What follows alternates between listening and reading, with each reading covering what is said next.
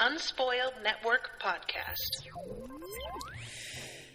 This is Spoil Me, covering Ninth House, chapters 20, 21, 22, and 23. Winter, winter, winter, winter. In these chapters, well, we have finally gotten the detective on our side officially. He is not happy about the magical state of affairs, but I'm afraid it's about to get a lot worse for him. Sorry, Detective Turner. Welcome to Spoil Me.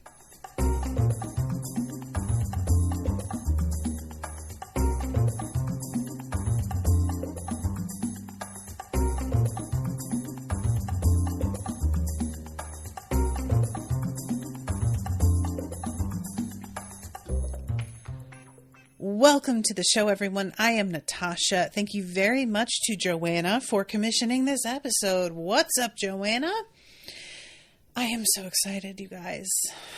I'm just loving this book so much, and every time there's a break between episodes, it's just torture, which is a shame because I get another piece of coverage the 26th, and then the 2nd, and then the 9th, and then a little break in the 21st, and I took that time off. I chose to take time off on that week because of the fact that it was going to be Valentine's Day, and I was like, maybe I'm going to want that day off, and now I'm like, why did I do that? I don't want that day off. I want to read Ninth House. Thank you. I say that, although we may be into the next book by then. I'm not even keeping track, really. It looks like, according to Kindle, at the end of chapter 23, I'm 76% of the way through. So yeah, I might be on the next one, which I don't remember what that one's called. Anyway, I'm really enjoying it. So let's start things off with chapter 20. We start off with Alex thinking about what was going through her head the night Darlington vanished. And it's an odd thing because, like, reminder, the last chapter ended with her, it ended with her waking or remembering what happened last summer. And so when we come back into this chapter, she's in the middle of getting her ass beat by this strange man in mechanics coveralls, but it isn't immediately apparent. That's where we're coming back into the story because her mind is somewhere else. And it's a really odd thing. I really appreciated this, though. What had Alex been thinking the night Darlington vanished? And she's thinking about, like, basically, what was she going to try and say to him about what he had figured out regarding the fact that she was the one who had, like, killed those men? They would talk. She would explain what exactly? That they deserved it? That killing Len and the others had given not only Helly, but her some kind of peace. That the world punished girls like them, like Tara, for all of their bad choices, for every mistake. That she had liked doling out the punishment herself. That whatever conscience she'd always assumed she possessed just hadn't shown up for work that day. And she certainly wasn't sorry. But she could say she was. She could pretend she didn't remember the feel of the bat in her hand, that she wouldn't do it again, because that's what Darlington feared. Not that she was bad, but that she was dangerous. He feared chaos. So Alex could tell him that Helly had possessed her. She would turn it into a mystery that they could solve together. He would like that. She would be something for him to fix. A project like his broken town, his crumbling house. She could still be one of the good guys. I appreciate this so much for so many reasons. First of all, the world always punished girls like her for every mistake. This is the exact kind of thing that people who have a certain type of privilege don't understand, is that they are often going to be extended a benefit of the doubt where others are not. And it is the kind of thing that doesn't feel hugely significant in the terms of like the impact a benefit of the doubt will have on your life. But depending on when that's extended to you, it can be absolutely enormous. And I just really, the whole concept of like the kinds of phrasing that are used surrounding men's mistakes, especially young men.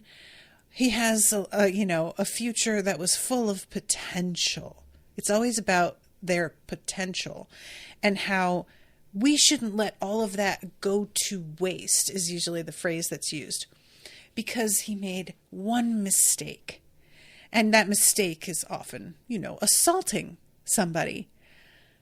But it's always looked at like he really could have been like a force for good in society if only we had been more generous with the like expectations. And yet, if you don't fit within the very certain look of a person with potential, you are seen as equivalent to your action. So straight white men, they fuck up, and they are not their mistake. Their mistake is a separate thing. It is a deviation from their true character. But if you are not a straight white man, the mistake is who you are. It's part of your personality.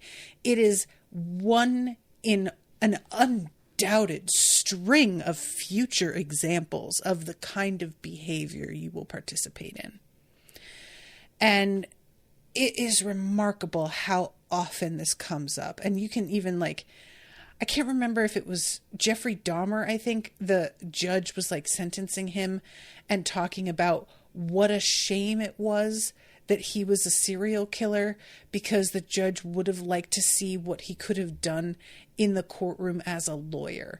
It was a dude who had eaten people, and he was still being extended the benefit of the doubt by the judge sentencing him for his multiple murders and cannibalism. It's truly unbelievable sometimes. I mean, we've got fucking Kavanaugh sitting on the Supreme Court, and it's just because everybody was like, well, he didn't rape her, and even if he did, he's not that person anymore. Mm-hmm. Isn't he? Isn't he? Isn't he? Okay, sure. So, then the fact that she admits she's not sorry. I am so glad for that. Truly, I am so fucking tired of protagonists who take out people who need taking out and then are absolutely haunted by it.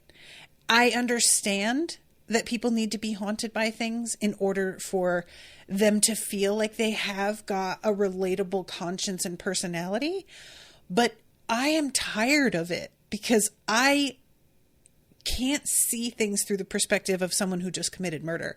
I see things through the perspective of a person looking to be entertained by a story where people who got what was coming to them are finally handed what they deserve. And I want to just enjoy it. And a character who's tormented is no fun. And they're certainly not going to continue to wreak justice, which is what I want from them. So, really, really glad about that.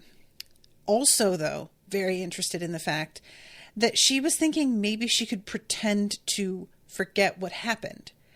And I'm really, really curious whether or not, had she attempted that, if she had pursued that avenue, would Darlington have believed her?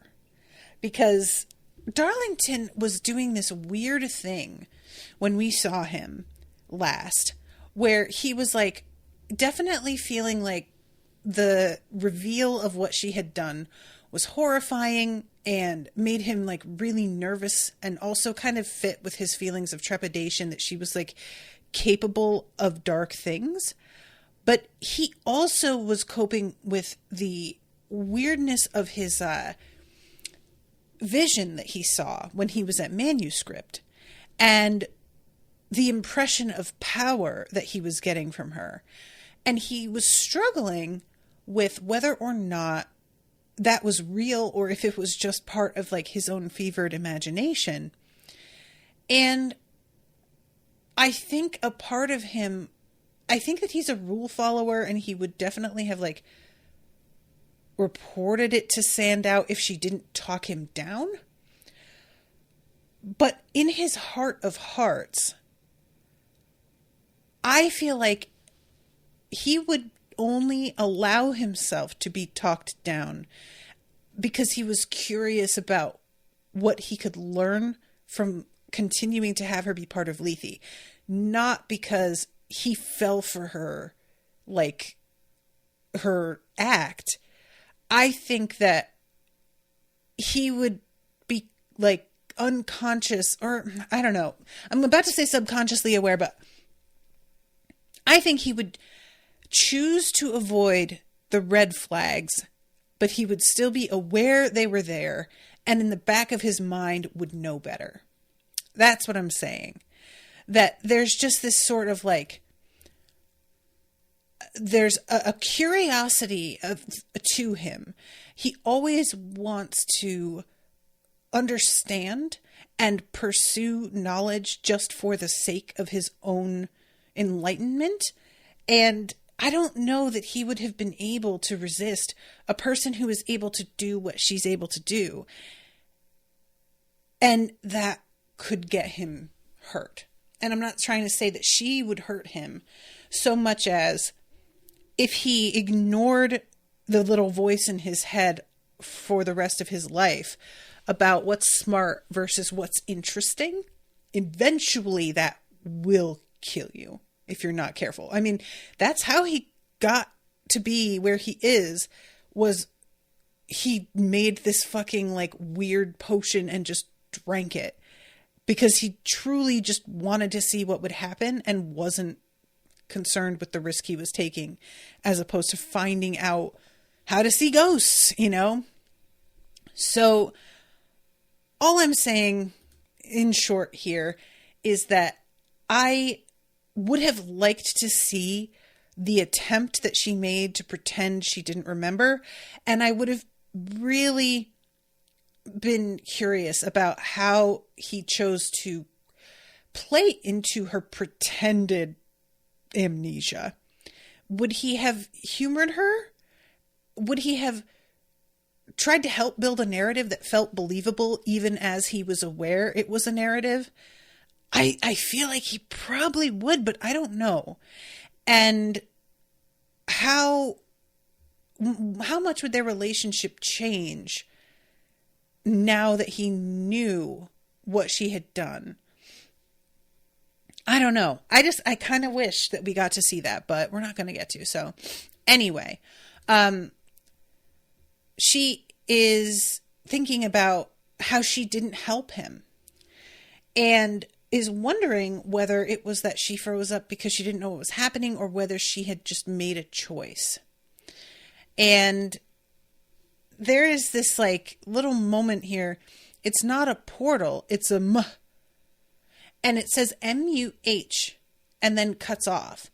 And it's sort of a, it's up to the reader, I guess, to decide whether he was going to say a word that actually started with M-U-H, or if he was going to say a word that simply started with like a M sound and it's being written as an M-U-H sound. But that was not going to be how the word he was about to say is actually spelled, if that makes sense. And then it ends with, I let you die. To save myself, I let you die. That is the danger in keeping company with survivors. And that's a great line. You know, people talk about, oh, they're a survivor. And it's like said often in this way that's meant to be complimentary, but when you step back and look at what that means, it's usually not great. So then we come back and she's in the middle of, like, come back to the present. She's in the middle of the fight with the mechanic, and she takes North into her body and uses his strength to fight this guy off. It doesn't totally work. And by that I mean, she was so completely in control of the situation when Helly was possessing her, and so easily overpowered all of the other men in the house. But here, this man she's fighting is big and he is strong, and he is using portal magic to fight. So despite the fact that she has more strength than she ordinarily would, he is absolutely stomping her. It is really rough to read. And I read this section twice, and when I started it on the second time, I was just like, oh God, I don't want to read this again, because I know exactly how, like, shitty this is and how hurt she winds up. She survives, but, like, only because Turner shows up when he does. And it is a wild moment because Turner walks in, this guy uses the portal right in front of him and leaves. And we find out later that was Tara's boyfriend, who is in custody. And he has somehow gotten out, come to see who broke into Tara's house. And that's why when she says her shitbag boyfriend, he, like, growls and attacks her, because that's him, she is saying, hurt Tara. And he knows he didn't do it. And she's just, like, blackening his name. And it's a horrific thing to think that people believe you murdered a person when you didn't. And also, Turner gets a really good look at him. So we're going to go back to jail. He goes back.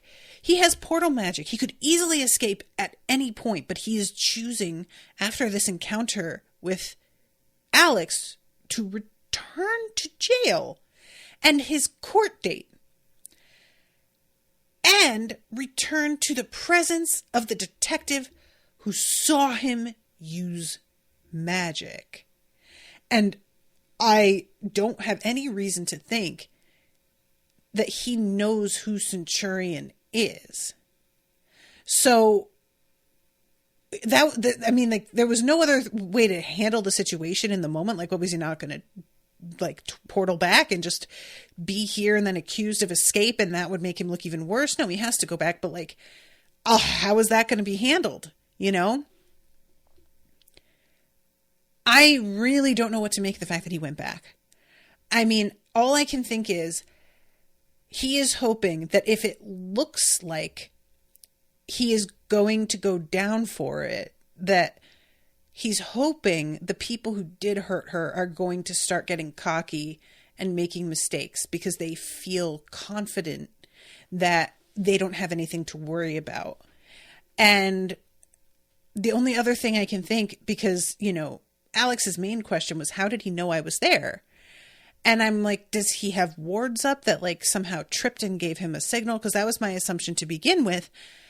But that implies that he expected people to come to the house, which means that either they are hiding something on the premises that he knew people were going to come back for, or that somebody thinks they are hiding things on the premises. And what would that be? Because the theory that Alex comes up with later is that they were being given the means through manuscript to grow Merity in the greenhouses at the Marsh Botanical Center. And basically that Kate wanted to cut out the middleman and just have access to Merity, and that the theory that Alex is currently running with is not that Kate was involved in the selling of Merity to frat brothers, because she seems to think, she being Alex, that Kate probably wouldn't have, like, that would have been something that was so overt that getting caught would have been a big problem. So probably Kate just wanted to be able to, like, get access to more of it for her own house without having to pay this overhead. And I don't feel like that lines up. You know, like, I feel like Kate had to have been intending to sell to somebody else, because Alex's theory was like, well, what if Tara and I can't remember his name, but her boyfriend, what if they started selling to frat brothers without telling Kate, and Kate found out, and that's why she killed Tara? I don't really see it. That feels too, that feels like the kind of thing that manuscript could easily have like cleaned up without murder, because they have such intense glamour magic. And I just don't know, like, there has to be something else going on with the Merity. There has to be somebody that Kate was either selling to, or someone that Kate was controlling somehow, that she needed a lot more of it than she needed before. I don't know. So anyway, all this to say that I'm really curious about what exactly he had set up to signal to him that he needed to come back to the house if somebody broke in. So then we go to chapter 21, and Alex has been so badly injured that it really feels like between Turner and, oh my God, you guys, you know her. I'll get to her name eventually in a moment.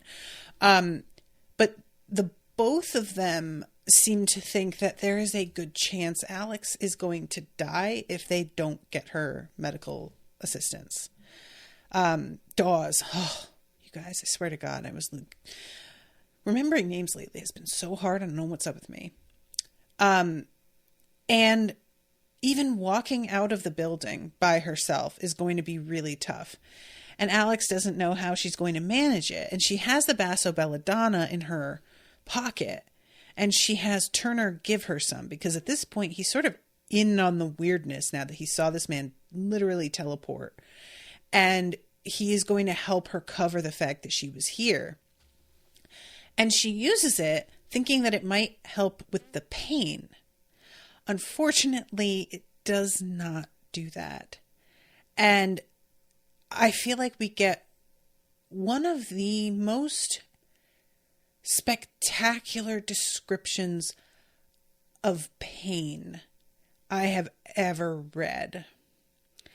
Because it's not that Basso Belladonna dulls the pain. It makes her aware of the pain in a way she wasn't before. But it also causes her brain to think that everything is fine and that she could definitely get up no problem. So she has this warring couple of voices in her head, one of which is telling her to get up and jog down the stairs, and the other which is screaming at her that there's a major malfunction. And I'm just going to read this. The drug was telling her brain everything was okay, that anything was possible, that if she willed it, she could heal herself right now. But the pain was shrieking panic, banging on her awareness, a fist against glass. She could feel a splinter starting, her sanity like a windshield that wasn't meant to break. She'd been called crazy countless times, had sometimes believed it, but this was the first time she'd felt insane. I just love that. There is, the comparison that I am going to make here is not a one-to-one, but it does remind me of going to the dentist and getting all of the like numbing agents and injections and then feeling them drilling into your jaw. And like your body is not feeling pain. So it's trying to tell you that there's no problem, but your actual like body feels basically penetrating tools where they shouldn't be and is telling you there's a real big problem. This is bad. Somebody's like in your bone. Like, what are you doing? And how you have to just sort of like breathe through the natural panic that arises simply because the pain isn't there, even though you know this is like, okay, I am here for medical treatment. There is still this like these two voices that are sort of arguing with each other. And that's the opposite in this case, because like she is still feeling the pain. It's not that the pain is gone, but it's still like a similar sort of vibe of there are being two different kinds of signals being sent within your body. So she manages to get back to Ilbestone, and the drive there is rough because, first of all, she's pretty sure she's got a couple of broken ribs, so every bump in the road is agonizing. Second of all, Turner does not want to know about this magic stuff, and she has to like get him to believe it and tell him, I get it. It's probably a lot easier to think that I'm crazy, but I'm really sorry. I'm not crazy. You're not crazy. You saw what you saw.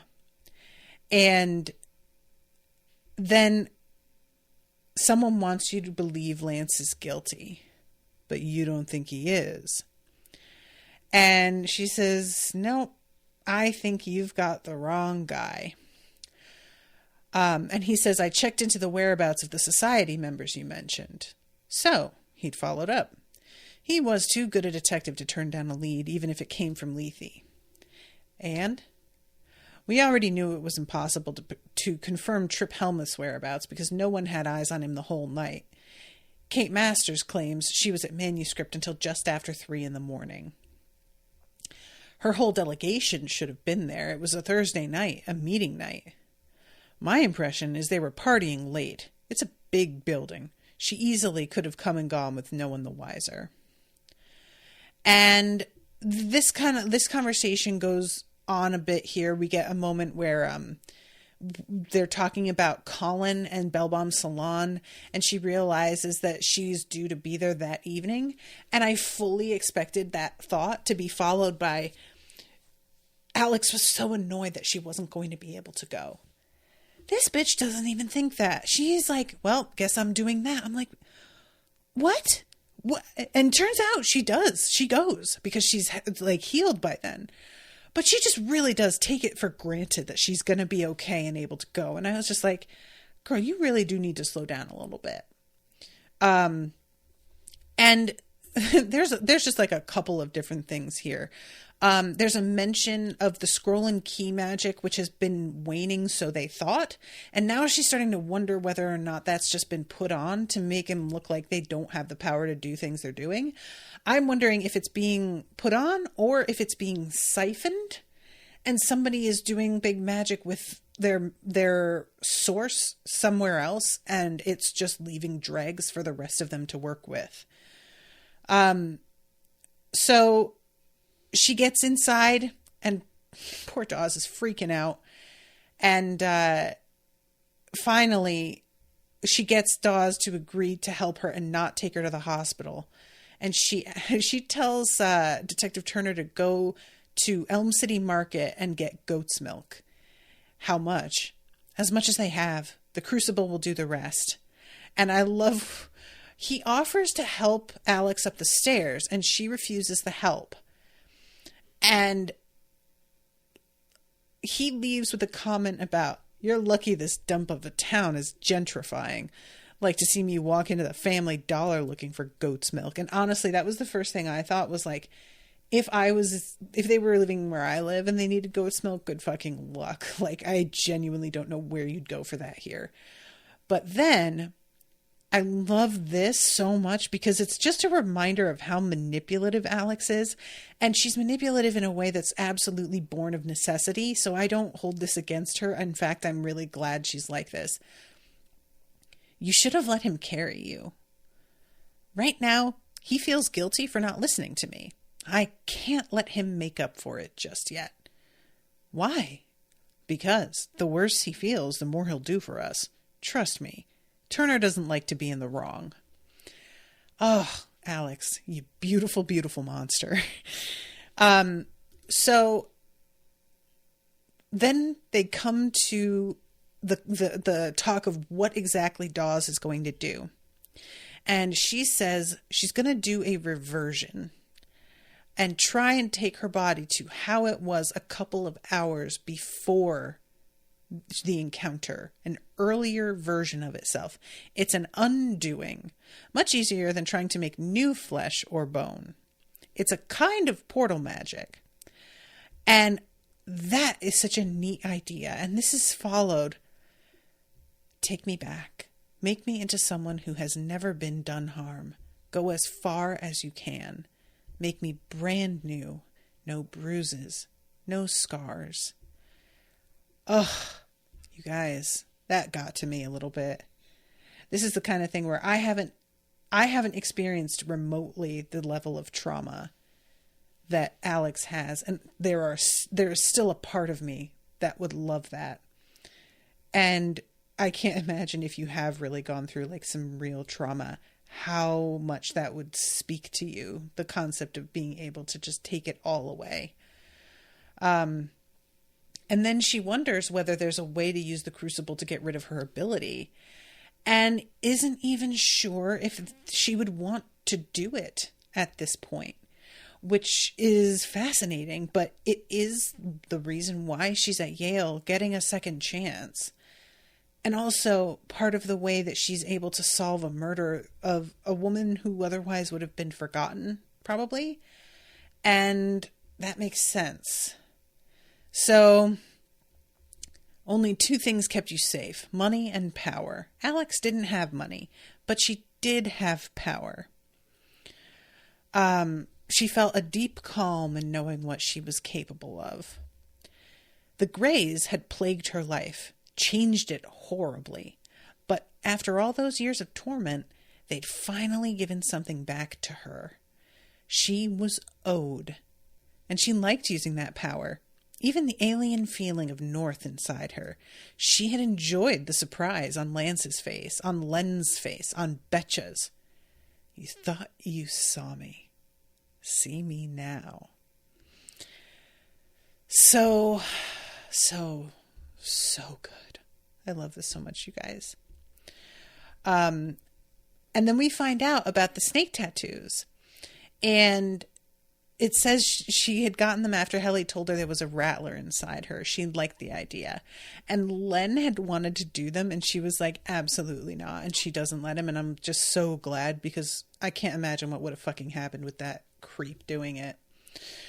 Also, though, tattoos are quite expensive. So she must have really either made a deal with a tattoo artist somehow, or dropped a bunch of her food money on it. So Turner comes in and helps get her into the crucible. And it's a really weird thing, because like it feels good as she's being dropped into it. And as her body heals, the milk turns clearer and clearer. Like she's pulling all of the like proteins and nutrients out of it, and all that's remaining is water. And this is the first time that Turner really looks totally flipped out. And he makes his excuses and leaves, but he does come back later with a folder with all the information on the case. Although he's like, I can't leave this here, so you're going to have to look through it now and try to remember what you can from it, because it has to be brought back to work with me. But we'll get there later. So at this time, Alex is still hanging out in the crucible, and she sees North. And it turns out, because she's in this water, whether there are wards or not, he can still come in and talk to her. And he wants to know what she did to him. And it turns out while he was in her, he saw what she had done at Ground Zero. And says, you have enemies on this side of the veil. And he names the men she killed. And I was like, that is really unfair that they're just like chilling in the same place that she's going to wind up. There's no separation of like regular, ordinary people and complete fucking monsters on the other side. That just is truly unfair in a way that, and she like thinks about Helly, but she doesn't ask about Helly. And that makes a lot of sense to me, to be honest. Like, the concept that she could maybe see Helly again after everything, she got closure with Helly, and I believe that she wouldn't really want to touch that and remember her as a Grey more than she remembers what she was like alive, you know, and have that overshadow things. And also there's like a sense of guilt, I'm sure. But Helly made her choices, man. And it was like, not that I'm blaming her for her own death, but Alex really did do what she could to keep Helly from going back. And she has nothing to feel guilty about. She did her best. And Helly was very determined to go back. And that was just what she chose to do. So she keeps asking him to find Tara, and then he finally says the way she was killed was really fucked up and brutal, and it's possible she is somewhere kind of recovering from her death, because sometimes people who die, when they come over to the other side, he calls it a dismaying place for the new dead. And Alex had just assumed people crossed over into some kind of understanding, painlessness, tranquility. And what an awful thought that you die, you cross over, and the place you go is not good. And not even like not good in a hellish way, but in a like, this is it kind of way, you know? So they have a talk here about whether Turner's a good partner for her. And North eventually even says it wasn't an unpleasant experience entirely, because I had forgotten what it was like to be in a body. And she's like, you can come back in, because she's thinking maybe she could see in his head. And when he sees that Dawes is bringing food in, he's like, you know what? All right. So he jumps inside her as Dawes leaves, and she is completely in a memory of his from his death, the moment of his death, while he is stuffing his face with macaroni and cheese and salad and tomato soup. So the memory that she has, I'm going to summarize this pretty quickly. He is experiencing a moment of feeling completely on top of the world. He has this factory that is ahead of everybody else's in terms of technology. He is engaged to the most beautiful woman in the city, and just feels like everything is ahead of him. It's all potential. This woman seems truly delightful, and, you know, she seems strong and smart in a way that isn't feminine, but he also recognizes that's exactly what makes her so special. And I love that. Just her intelligence wasn't feminine, Christ's sake. And they're talking about going to Paris. He wants to go to Boston, and she's like, no. Paris was part of the deal. And when he tries to say we have our whole lives, she's like, no, I'm going to be a mother, and I'm going to have to be a hostess to your business partners and stuff. I'm not going to be able to go travel, you know? And also, if we ever did travel again, we're going to have kids to deal with. We're never going to be this free again. So they're in the middle of this like lovely moment and this conversation, and all of a sudden he feels somebody in his head. There's like a sound outside the door, like somebody stumbling, and she thinks that it's her maid Gladys. She hears it, which I think is interesting. It's not just a mental thing that happened to him.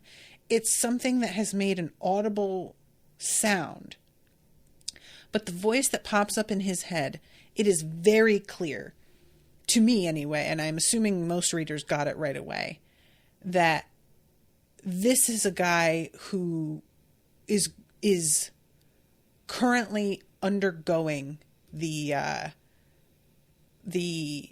what do you call it? Prognostication. And the weirdness of it is that North is like in his own head for a second, and then he is this guy who is looking down at the body he's occupying, North's body, but also seeing his own body cut open. So he's like bouncing back and forth between points of view, weirdly, and seeing through North's eyes and then seeing through his own eyes. And he's trying to, like, escape what's happening to him somehow.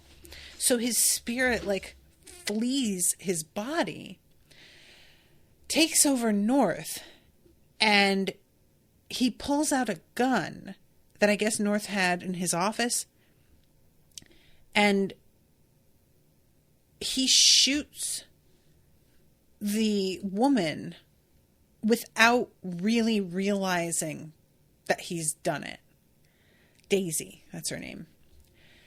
And then purposely shoots himself because he is trying to keep the men who are attempting, as he is seeing it, he believes they're trying to steal his soul from him, which, like, really isn't that far from what's happening.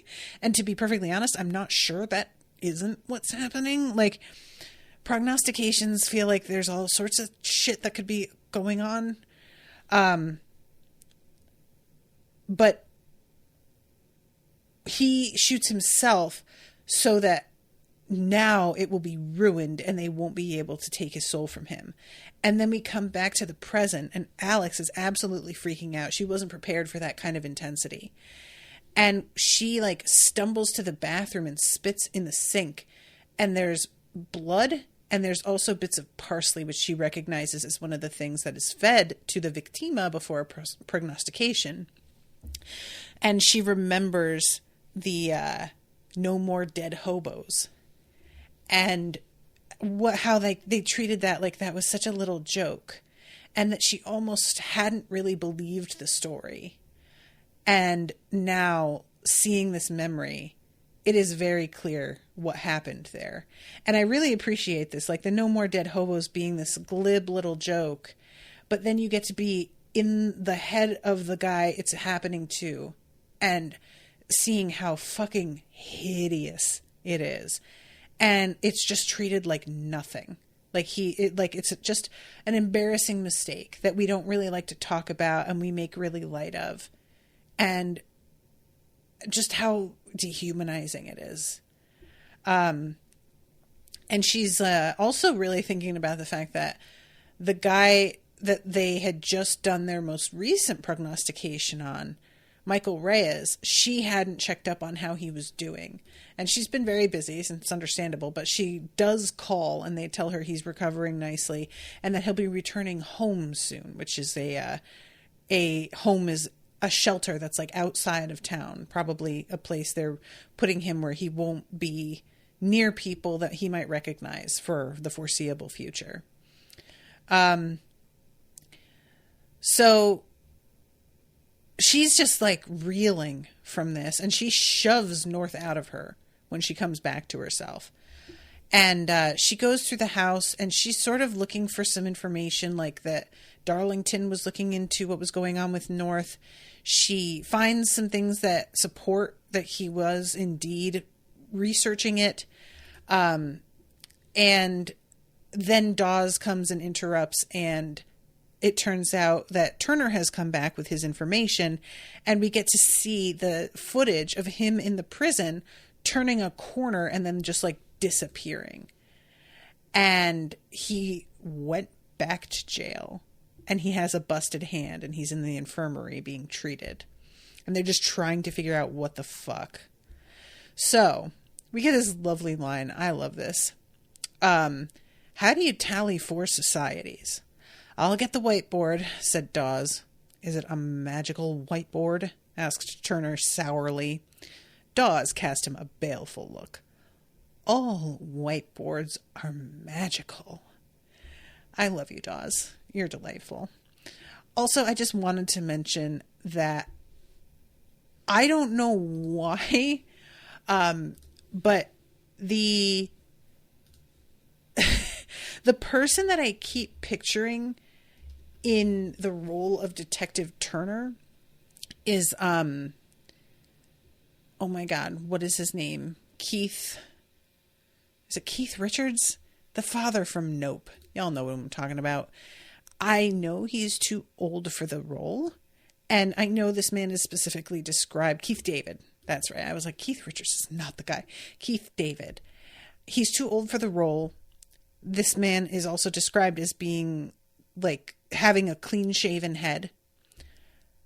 However, Keith David has this sort of impatient irritation that he does in a lot of his roles that feels like it suits really well Detective Turner's attitude throughout all these scenes. And they start talking about what potential motive anybody could have. So this is when Alex shares the whole like thing with the Merity being grown, and I think Kate paid Tara to find a way to grow it. Lance and Tara lived within spitting distance of the forestry school and the marsh greenhouses. Kate wanted to cut out the middleman, get manuscript its own supply. Maybe, but like for why? Would she be selling it? Because Alex thinks not, but I'm like, why would she want that? I don't know. It just feels like there has to be more. And when Turner finds out what Merity does, he is so disgusted.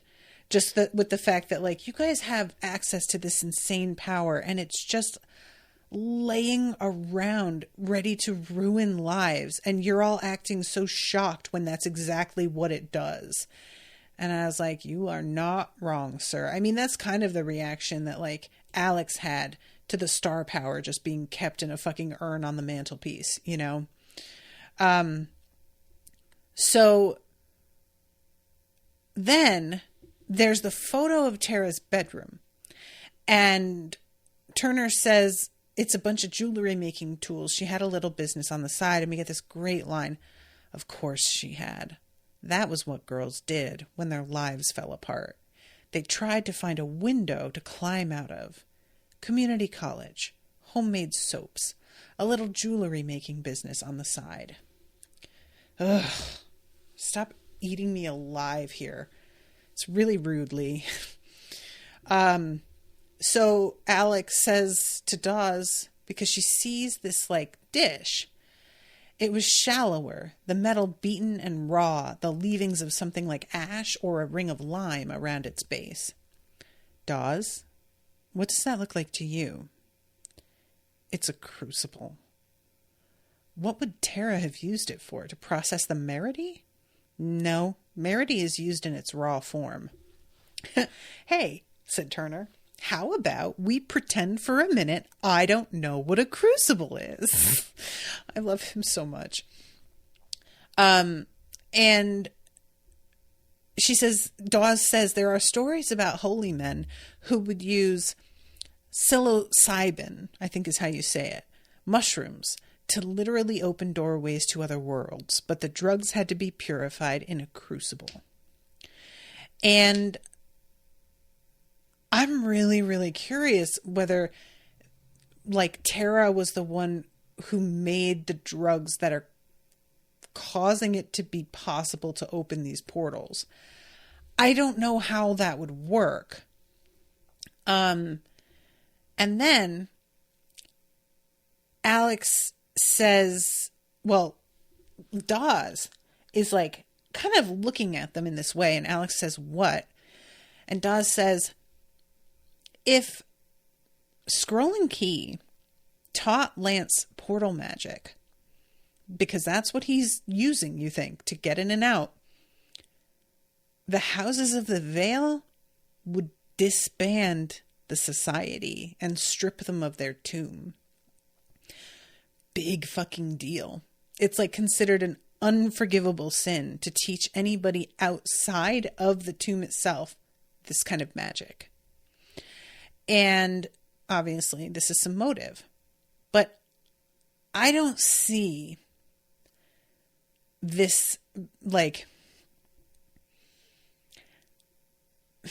my hang up here is whether somebody actually taught them or whether they somehow figured things out on their own, whether they got access somehow, somebody was trying to use them without their awareness of all of the situation. And Tara and Lance started to like search things out and get more information and discover some of the power that was available. In other words, maybe somebody got angry because they didn't know their place and were pushing it in a way that could get the society in trouble, even though they hadn't actively taught them. Because I don't know though, because who would the Merity isn't what was in that crucible. That was a whole other thing. How would they even get access to that knowledge? I don't know. I'm just spitballing here, guys. I'm sorry. So then finally we have Alex talking about, well, first Dawes says Darlington may have found out about the drugs because it seems like he was pulled through some kind of something happened. He says it's not a portal, it's a M. And I have no idea what M could be. I have to imagine that what he was going to say is a word that I either don't know or hasn't been mentioned in the book so far, because I'd like to think it would ring a bell. And Dawes is just theorizing somebody got rid of him because he was starting to piece things together. And then finally, Alex begins to point the finger a little bit at Sandow. And Dawes really pushes back on this, but Alex is like, look, he really pushed to get me to stop looking at this case. Lethe's whole job is to keep the societies in line, and I was seeing shit that wasn't right, and he yanked hard on the reins to get me to stop. And so they start to think about what his motive could potentially be. And it turns out he's going through a pretty contentious divorce, and there's a possibility that he's really struggling financially because of that. And Dawes is just like, well, he wouldn't do anything to hurt Lethe. And Turner's like, for the right money, yeah, he might. Why do you think I'm Centurion?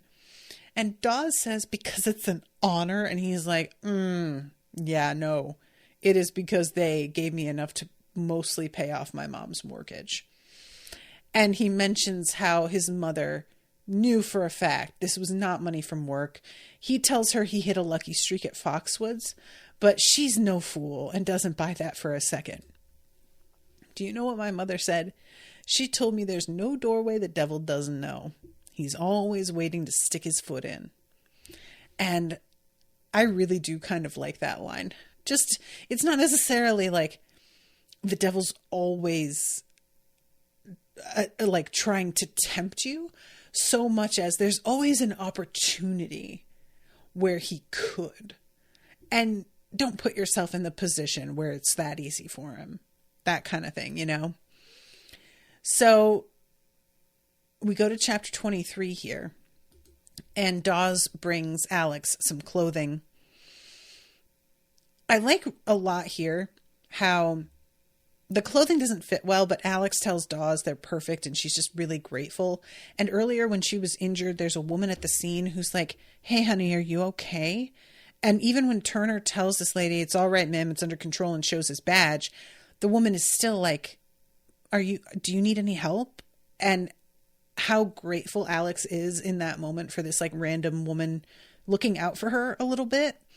There's just like little moments like that of Alex truly appreciating that anybody gives a shit, you know?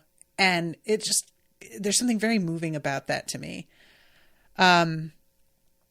So she goes to the salon, at Bellbaum. What is her name? Is it Bellbaum? Her place, Bellbaum. And I love this so much because she thinks at first that she's here to like be in the room where readings are being done. But then she realizes that she's being ushered into the kitchen because she's staff. And she's like really relieved that she gets to just do that and not have to put on this show of pretending to be something else.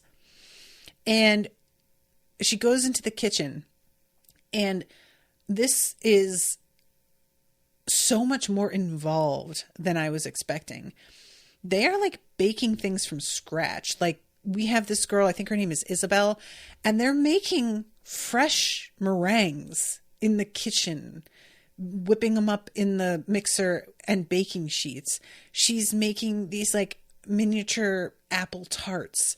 And it's just like, all of this is so much more gourmet than I would expect.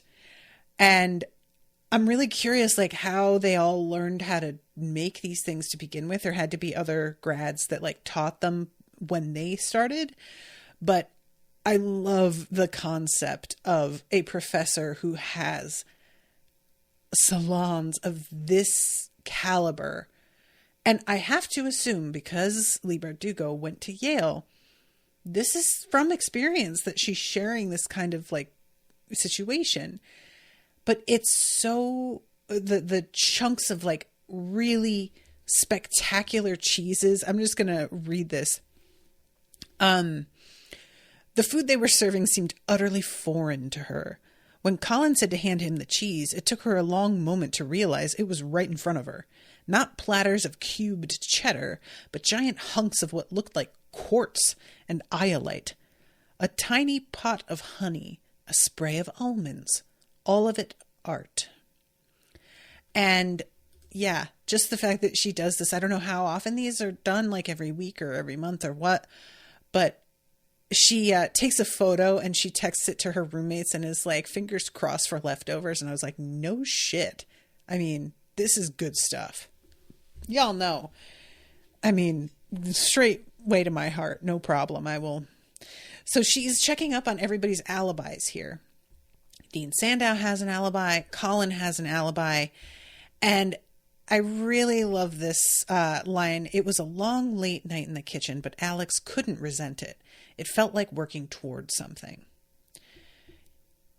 This is the thing I feel like I'm going to say boomers don't understand. And it's not exclusively them, but there's a lot of talk about how nobody wants to work anymore. And the thing I think people are missing is that it used to feel like there was a point.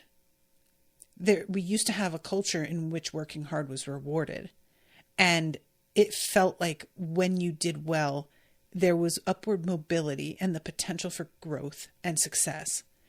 And that is no longer what work feels like. We have entered a period where work is rewarded with more work and empty titles and no compensation, and usually being stabbed in the back regarding hours or benefits or something down the line. The difference in working towards something and working while spinning your wheels is light years. It's just, there's no comparison. And that line just got to me a little bit because of that. And Alex is just really savoring how different this part of Yale feels, because it's so separate from the societies. All of the like intrigue and everything is purely around idle like gossip and pretensions and small pettiness, but none of it is life or death. There isn't major obstacles, and it feels so much calmer and safer. And she's just trying to enjoy it while she has it. Accepted air kisses from Bellbum and then floated into the night with platters of leftovers in hand. Good for you, girl. Good for you. She has a conversation the next morning, and I love that she got to sleep again, first of all. Secondly, she goes and eats like a bunch of eggs and hot sauce, but she then has a hot fudge sundae to follow it up. Girl is living her best life, and I love this for her. But then she has the conversation with North, and he wants to know what she saw, and she doesn't tell him and accidentally calls him by his name. And it's just kind of a moment of like continuing to deepen this bond between the two of them. And she wonders whether he went and ever found the maid that like found their bodies. And he says she wasn't even there to witness the crime. And Alex says, and she was just a maid. Guys like this never notice the help. But he did, though, when we were in his head. And I kind of like, I actually feel like this might be purposeful. That Alex, you know, guys like this is really something that she's used to thinking. even though she was in his head and knows this is not necessarily true, when she was seeing his memory, he was thinking about how he should befriend Gladys so that he would be friendly and on good terms with somebody very near to his wife, because that could benefit him being able to like find things out potentially. So he did notice the maid. It was actually on his mind. But anyway, he asks what she saw and she just like pulls the drain out and is just like, sorry, you're breaking up. And she goes to the greenhouses and senses that there is a glamour on some things that are probably beginning to wear off. And finds this one greenhouse that is particularly interesting. A single slender tendril of some unknown plant lay in a pile of dirt beside a toppled plastic container. Alex touched her finger to it. The little vine unfurled, a lone white bud appearing from its leaves. Its petals parted in a burst of glittering seeds like a firework, with a soft but audible p, and it withered away to nothing. I am really wanting her to take those seeds with her, and I'm so mad that she doesn't. I don't know if this is significant at all, but it really seems like something you should take with you. I don't know. Just saying. So she asks a lady who uses the greenhouse, and it's a girl named Sveta Myers, who is a grad student. And apparently she left a couple days ago, took the whole semester off and fucking dipped. And she, this lady that Alex is talking to, has seen her with somebody who matches Tara's description. So she meets Turner and tells him that the place has been cleaned out. I wanted her to take the plant, but not because Turner would recognize it, but probably I would think that if, I don't know. I feel like there is probably a way to do something to find out what it is, to test them. You know what I'm saying? And then she says, we need to talk to Lance Grisang. You're back on that? Someone has to question him about the new information we have. If the case goes to trial, it'll be too late. Someone sent a monster after me. They killed Tara, stole all her plants. Maybe they got a Sveta Myers too. They're cleaning house. And he says, if I do go, I'm not bringing you with me. And she says, dude, we have to pretend we know something about this magic stuff. And you don't know anything about any of this. He's going to realize that. And I like this. She keeps on being like aggressive. He's going to realize you don't know your ass from a hot rock. You almost wet yourself when Lance disappeared through the wall. You don't always have to come out swinging. What are you so angry at? Alex felt an irritating jolt of embarrassment. Everything, she muttered, gazing at the fogged-up windshield. Anyway, you know I'm right. And I really liked that moment, him just being like, hey, you can chill a bit. You know that. And I'm like, no offense, Turner, but you're pretty aggro with her as well. You were also coming out swinging quite a lot until very recently. Anyway, I'm pretty sure when my mother was talking about the devil, she had you in mind. I'm a delight. If I said yes, what would we need? And she asks him to get a briefcase and then pulls out the mirror that she used to make like the glamour and tells him, I want you to believe in magic. And that is the end of the chapter. I'm so excited to read more, you guys. You don't even know.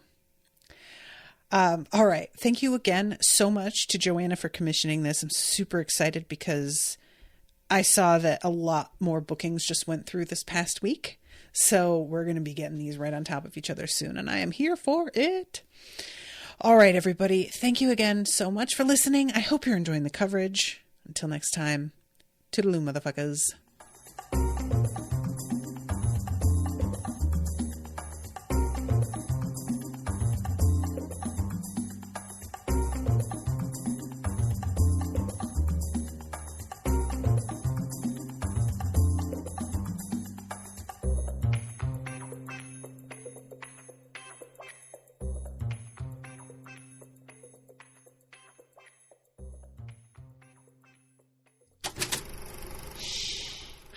an Unspoiled Network podcast.